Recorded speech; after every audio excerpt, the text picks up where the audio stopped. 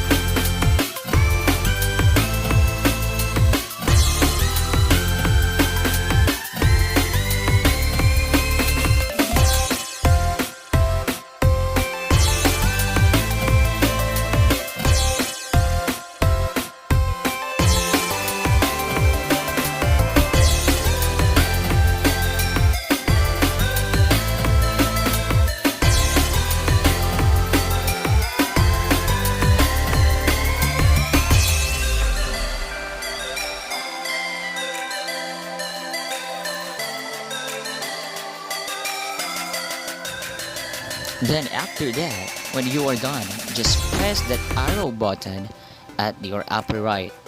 Okay, then so that's will be your photo looks like. And then a little bit of crop there, and a crop over there, and a crop over there also, and another crop over there. And then enlarge it a little bit and put it right wherever you wanted to put it. Okay, just feel it when this picture or this overlay picture will be on this side or on this side or in this side, so on and so forth. It depends upon your creativity, it depends upon your taste, and on your trip, something like that. If your trip is like you're bigger than the text, that's okay. If you are smaller than the text, it's okay. And then you can also add another like photos, images, or stickers here in XArt. There's a lot of things that you can do here. So this is my trip, so I will put my image on the top of my name, Teacher Da. Okay, again, do not forget to like, share, and subscribe to my channel. Okay, there you go.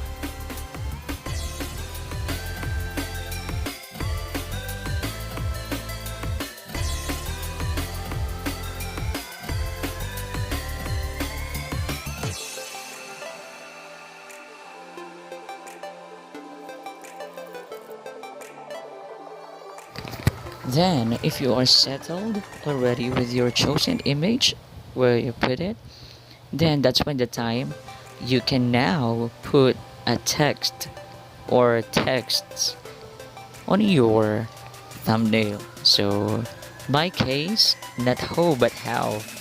Later I will edit it. How to code for VBA. Okay, so be careful with the spelling because there are some typographical errors. So there you go. So you need to highlight there. So how to code for VBA, and then make sure that you're going to choose the correct color combination. If you want to like a brighter one, like a cooler one, like a darker one, or hotter color, it's okay. It depends upon your taste, but be sure have an eye for color combination.